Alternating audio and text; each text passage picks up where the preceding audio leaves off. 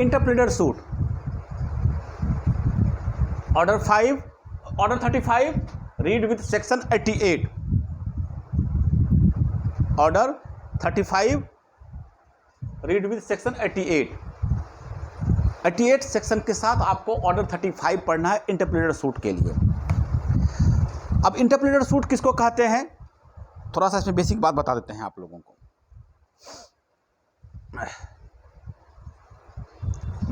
इसमें क्या होता है, इसमें जो डिस्प्यूट होता है वह प्लेंटिफ और डिफेंडेंट के बीच में नहीं होता है, बल्कि डिफेंडेंट और डिफेंडेंट के बीच में होता है। अब समझिएगा, एग्जाम्पल देकर समझाएंगे, अब समझिएगा बात को। इसमें जो मतलब कि फंडामेंटल डिस्प्यूट है वह प्लेंटिफ और डिफेंडेंट के बीच में नहीं है, बल्कि डिफेंडेंट और डिफेंडेंट के बीच में है। अब मान लीजिए हमको कोई एक सामान मिला, ध्यान से समझिएगा, बहुत आसान चीज़ है, बहुत इजी चीज़ है, आराम से समझ आ जाएगा आप लोगों को। मेरे पास कोई सामान किसी का मिला, अब इसका दो दावेदार हो गया। एक आदमी आया, ए नाम का आदमी, वो कहा कि मेरा ये सामान है, हमको दे दीजिए। बी नाम का आदमी आया, वो बोला कि मेरा यह सामान है, हमको दे दीजिए। तो अब वह सामान हम किसको देंगे बताइए जरा, हमको कैसे पता चलेगा कि ये जो इसका ओरिजिनल जो है, इसका टाइटल किसके पास है, कौन इसका मालिक है।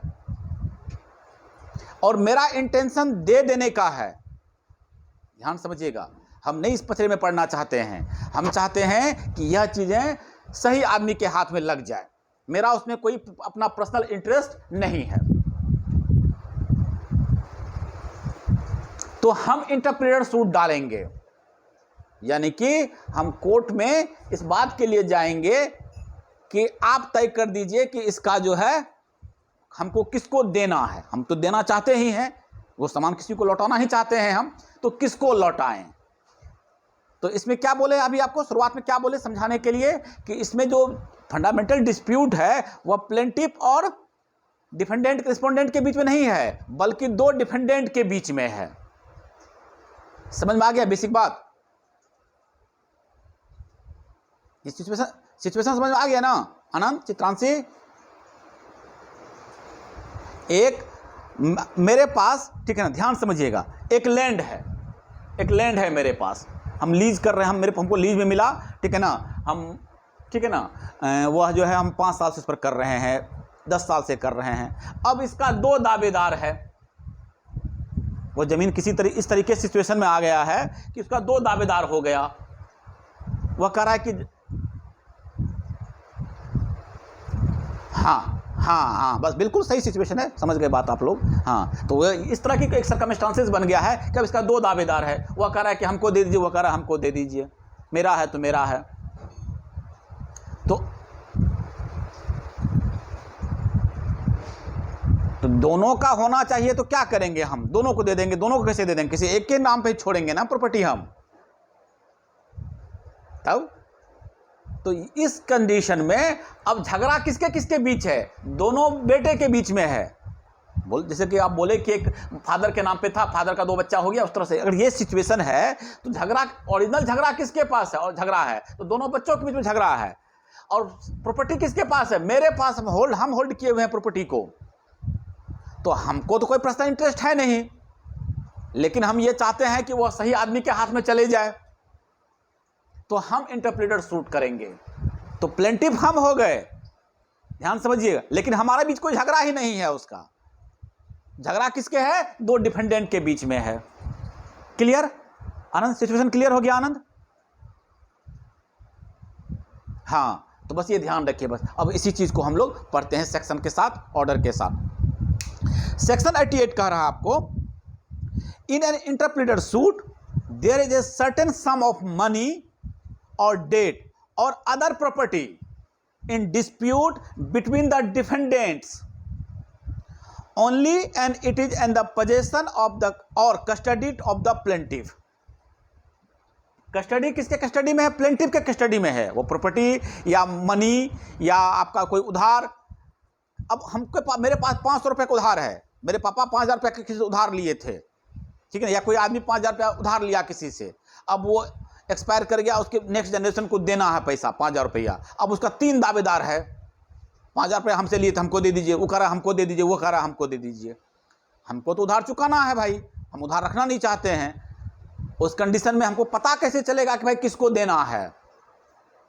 यही इंटरप्रेटर सूट है आपका, यही बता रहा है कि इंटरप्रेटर सूट में क्या होता है, जो कोई सम ऑफ मनी है आपका, या 88 में डिफिनेशन लिखा हुआ है इसका, या कोई अदर प्रॉपर्टी है, और डिस्प्यूट बिटवीन द डिफेंडेंट, झगड़ा, ओरिजिनल झगड़ा जो है वो डिफेंडेंट के बीच है, लेकिन वह प्रॉपर्टी जो है वो पोजीशन में किसके है? प्लेंटिव के पोजीशन में है। The plaintiff claim no interest. Court में जब हम सूट फाइल करते हैं, इंटरप्रेटर सूट फाइल करते हैं, तो वहां पे मेरा कोई इंटरेस्ट नहीं होता है, मेरा यही क्लेम रहता है कि मेरा कोई इंटरेस्ट नहीं है, no interest, except for charge और cost, and is ready to deliver to such of the defendants as the court may declare to be entitle. हम कोर्ट में यही जाते हैं और क्लेम कोई कहते हैं कि मेरा कोई इंटरेस्ट नहीं है, सिवाय इसके कि हमको कोर्ट में जो हम सूट फाइल किसके लिए जो खर्च हुआ है वो हमको दिलवा दीजिए। मेरा जो खर्चा है, हम प्रॉपर्टी को रखे हुए हैं, मान लीजिए, इस बात इस उम्मीद में कि इसका जो ओरिजिनल मालिक है उसको देंगे, उसमें जो हमको खर्च आ रहा है, सिवाय लिखा हुआ है, देखिएगा 88 के डिफिनेशन में लिखा हुआ है सेक्शन में, फॉर चार्ज और कॉस्ट, यानी हम उतना ही क्लेम जानते हैं कि मेरा जो खर्च हो रहा है उतना हमको दीजिए, हमको बाकी प्रॉपर्टी में हमको कोई इंटरेस्ट नहीं है। और हम इस इंतजार में हैं क्या है कि defendants as the court may declare, आप डिक्लेयर करें क्या? टू बी इंटाइटल, कौन उसका इंटाइटल होगा, कौन इसका किसका पर उसका मालिकाना होगा, उसको आप दे दीजिए, हमको उसमें कोई मतलब नहीं है उसका। प्लेंटिव डाल रहा है इंटरप्रेटर सूट। क्लियर? सेक्शन 88 बोलते चलिएगा, कहीं कोई दिक्कत? एकदम आसान चीज है, बोले ना कि अगर बहुत सिस्टमेटिक पढ़िएगा ना तो सबकी बहुत दिक्कत वाली बात नहीं है, केवल आप समझ लीजिए कि इसमें क्या चीजें हैं। एलोबरेट तो करने में है, लिखा हुआ आपको एलोबरेट कर देंगे उसको, बट ये बेसिक बात समझ आइए कि आखिर ये कहना क्या चाह रहा है। ठीक है, अब आ जाइए, यानी कि अकॉर्डिंग टू सेक्शन 88 जब देखेंगे तो अब जब इसको एलोबरेट करेंगे आप एग्जाम में, तो इसमें क्या क्या इसका जो पार्टिकुलर्स है, क्या क्या इसका एसेंशियल है। तो सबसे पहला एसेंशियल इसमें यह कह रहा है कि there must be some debt, उधार होना चाहिए, या सम ऑफ मनी होना चाहिए, या कोई अदर प्रॉपर्टी इन डिस्प्यूट, कोई भी प्रॉपर्टी डिस्प्यूट में होनी चाहिए। सबसे पहला एसेंशियल ये, पैसा जो आपके पास है वह डिस्प्यूट में होना चाहिए, या जो आप उधार लिए हैं वो डिस्प्यूट में होना चाहिए, या कोई प्रॉपर्टी है वो डिस्प्यूट में होना चाहिए। और उस प्रॉपर्टी पे दूसरा एसेंशियल क्या है कि कहता है कि 2 और more person must be claiming such debt या सम ऑफ मनी या प्रॉपर्टी एडवर्सली, यानी कि दोनों एडवर्सली इस बात के लिए कह रहा है, क्या क्लेम कर रहा है कि मेरा है। 2 या 2 से अधिक डिपेंडेंट उस प्रॉपर्टी के लिए क्लेम करना चाहिए कि यह मेरा है, वह कह रहा है मेरा है, वह कह रहा है मेरा है। क्लियर? सेकेंड इसेंशियल हो गया इसका। थर्ड इसेंशियल देखिए इसका, the plaintiff must not himself claim any interest, और यहां पे जो प्लेंटिफ है वह अपना कोई क्लेम नहीं बता रहा है, उसके उस प्रॉपर्टी में कोई इंटरेस्ट नहीं है, उस क्लेम के लिए बात ही नहीं कर रहा है, वो साफ साफ कह रहा है कि मेरा इसमें कोई इंटरेस्ट नहीं है। The plaintiff must not himself claim any interest in the subject matter except the charge और कॉस्ट, केवल चार्ज और कॉस्ट को छोड़ के मेरा जो खर्चा हुआ है वो हमको खर्चा दे दीजिए, सिर्फ हमको वो खर्चा दे दीजिए, बाकी जिसका है वो आप लोग जानिए। मेरा जो कॉस्ट लगा है, मेरा जो चार्ज है वो आप दे दीजिए, बाकी मेरा तो कोई इंटरेस्ट नहीं है। Clear? The plaintiff must be ready to pay और डिलीवर सच डेट, मनी और property of the rightful claimant, और प्लेंटिफ इस बात के लिए तैयार है, वो कोर्ट को इसी बात के लिए कह रहा है कि हम देने के लिए तैयार हैं। जो आप कहिए कि 5,000 रुपये उधार है, किसको दे दें? ये 2 क्लेमेंट है, 2 लोग दावा कर रहा है कि 5,000 रुपये मेरा है तो मेरा है, आप कहिए हम किसको दे दें? कोर्ट डिसाइड कर देगा, हम जिसको कोर्ट कह देगा हम दे देंगे। यानी कि प्लेंटिफ इस बात के लिए रेडी होने चाहिए कि हम देने के लिए तैयार हैं। क्लियर? ठीक है, और ये बातें ऑलरेडी जो है कहीं और किसी कोर्ट में पेंडिंग नहीं होना चाहिए। There must be not be any suit pending in which the right of rightful claimant may be properly decided, किसी और कोर्ट के द्वारा यह डिसाइडेड नहीं होना चाहिए या कहीं और यह मामला पेंडिंग नहीं होना चाहिए। अब यह बात समझ लीजिए, मान लीजिए कि एक प्रॉपर्टी जो मेरे पास है और वो प्रॉपर्टी पर क्लेम कर रहा है ए और बी नाम का, तो ऑलरेडी अगर ए और बी के बीच में उस प्रॉपर्टी को लेकर किसी कोर्ट में सूट चल रहा है, तब तो मेरा इंटरप्रेटर सूट डालने का कोई मतलब ही नहीं बनता है। कोई मतलब बनता है मेरा?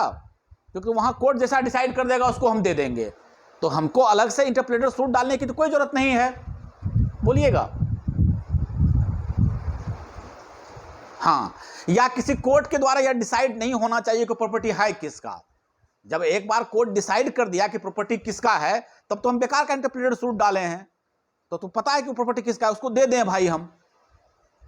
सिचुएशन क्लियर हो गया ना? ये आपका एसेंशियल क्लियर हो गया कि नहीं हो गया? क्या क्या चीजें होनी चाहिए इंटरप्रेटर सूट के लिए अकॉर्डिंग टू सेक्शन 88?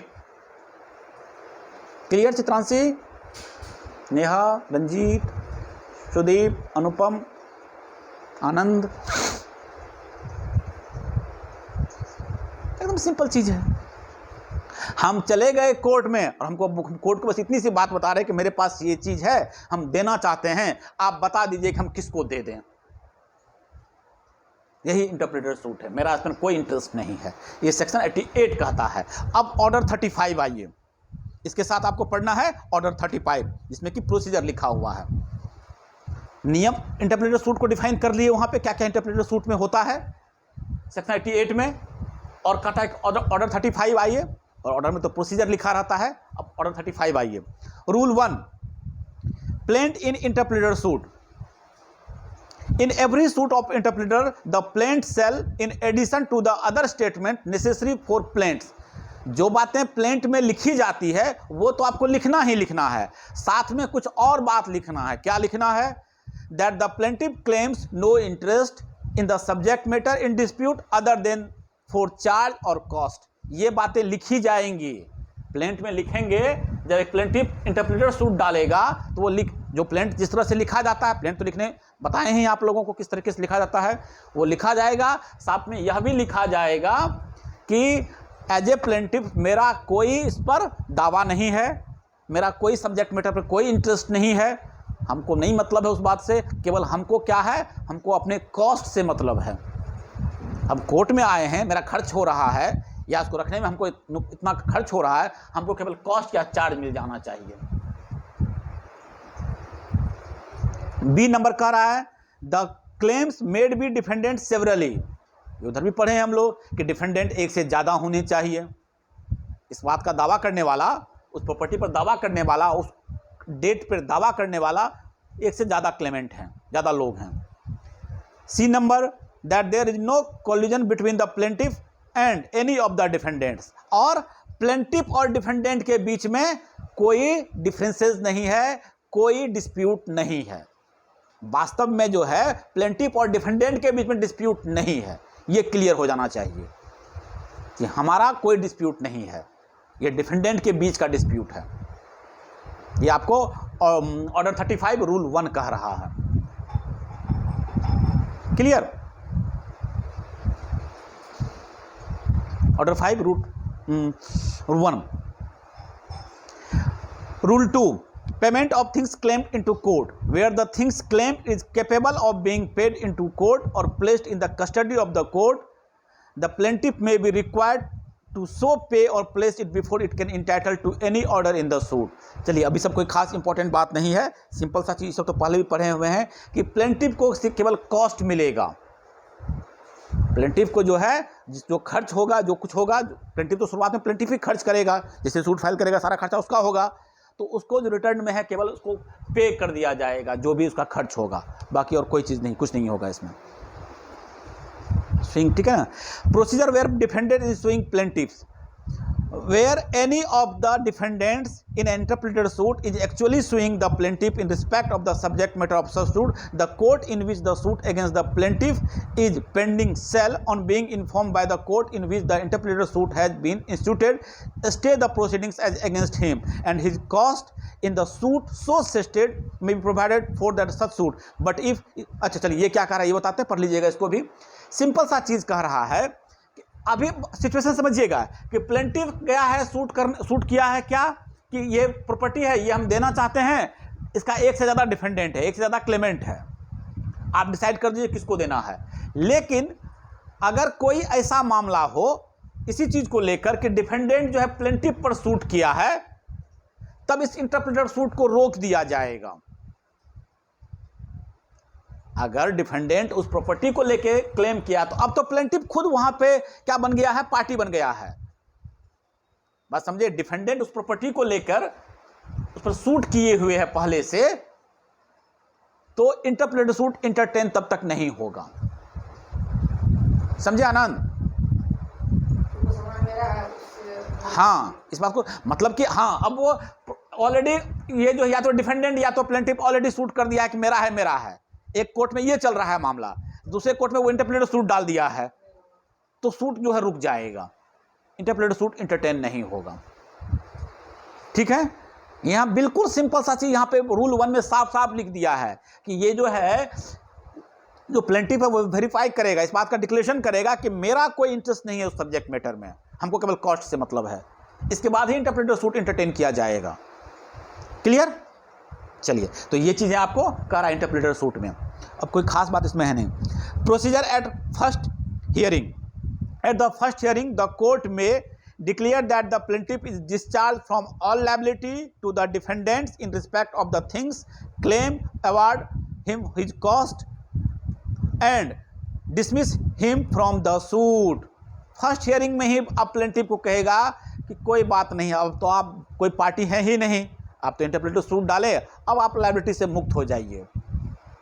ठीक है ना, हम डिसाइड कर देंगे किसका है, अब आपके ऊपर कोई लायबिलिटी नहीं है, आपको सिर्फ अपना खर्चा मिल जाएगा, क्योंकि तो वो तो कोई पार्टी है ही नहीं, तो बेकार में परेशान हो रहा है। तो यहाँ लिखा है declare that the plaintiff is discharge from all liability to the defendants. Defendants के प्रति उसका जो भी लायबिलिटी है वो खत्म। अब ये कोर्ट के हाँ फर्स्ट हियरिंग में उसको काहे घसीटेगा, बार बार क्यों तंग किया जाएगा वो। अब बेचारा रोज आएगा, रोज जाएगा, 2 साल केस चलेगा, तो बेचारा वो मैं तो अच्छा काम करने के लिए आया है, काहे परेशान होगा वो। ठीक, if it thinks fit justice और convenience so require retain all parties until the final disposal of the suit.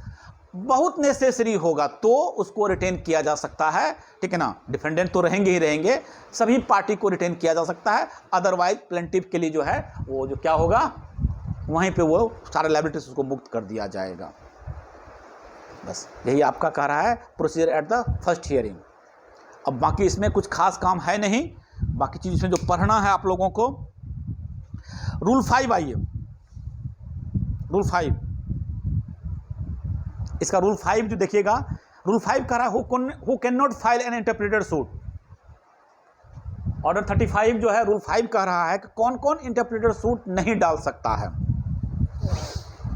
सुनिएगा, an agent can not sue his principal for the purpose of compelling him to interpreter with any person other than person making claims through such principal. देखिए कितना अच्छा बात लिखा है, interpreter suit कौन नहीं डाल सकता है, तो कहता है कि अगर प्रिंसिपल और एजेंट के बीच में मामला है तो।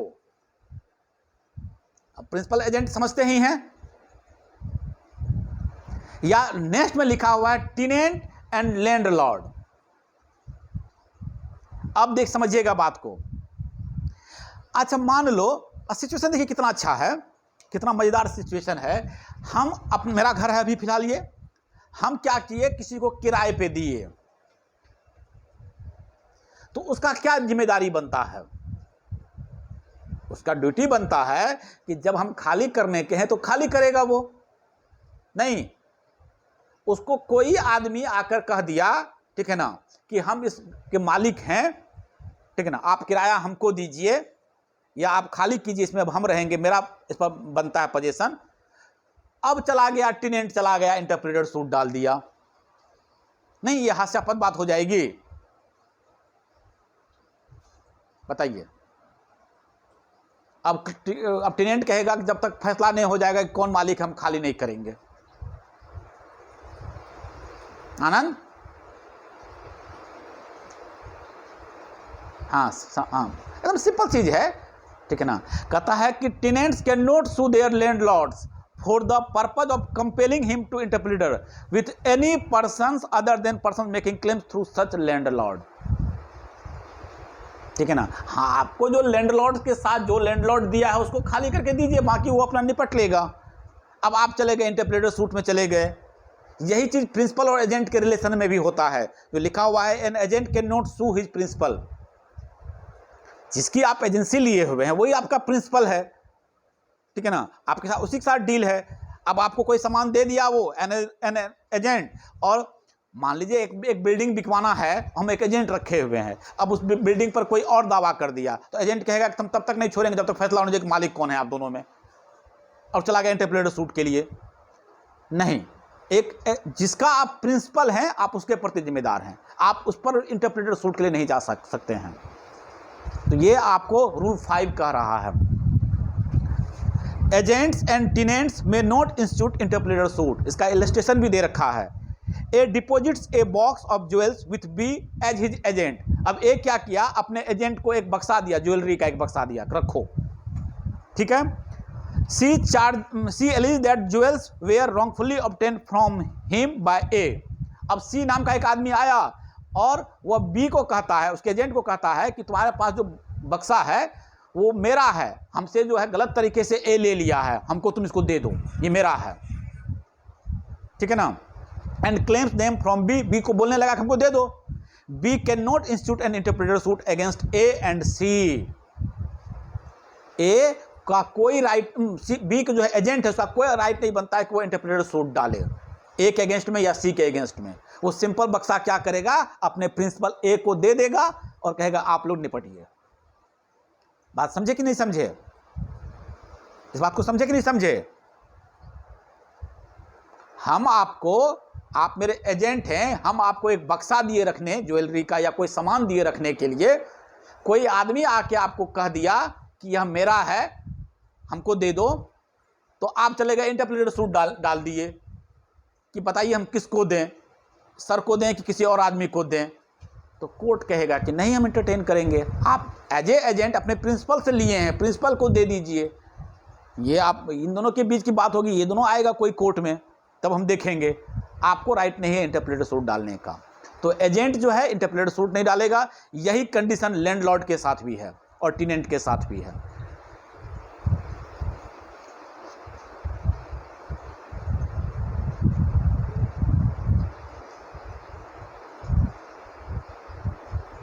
हाँ, अपने लैंडलॉर्ड पे इंटरप्रेटर सूट नहीं जाएगा, वो राइट के लिए जाएगा, अपने राइट के लिए।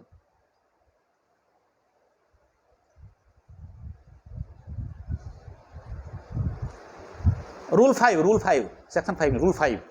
हाँ हाँ हाँ हाँ हाँ हाँ, वो तो बाकी टेनेंट को अपने लैंडलॉर्ड पे किसी बात को लेके केस करना है तो वो कर सकता है, इंटरप्रेटर सूट नहीं डालेगा कि हम टेनेंसी खाली करके किसको दें, इसके लिए वो नहीं जा सकता है। हाँ, बाकी अपने राइट के लिए वो जा सकता है, लेकिन टेनेंसी का कोई राइट नहीं बन रहा है, वो केवल मजे लेने के लिए कि भाई आप दोनों में जो फैसला कर लीजिएगा हम उसको दे देंगे, तो ये इंटरटेन नहीं होगा एज ए इंटरप्रेटर सूट। ठीक है, क्लियर।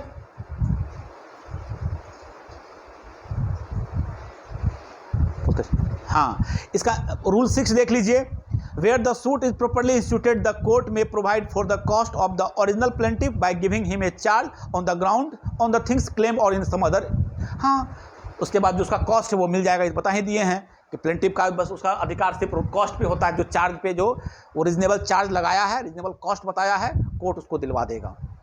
ठीक है ना, बस बात खत्म। इतना ही चीज़ है इसमें।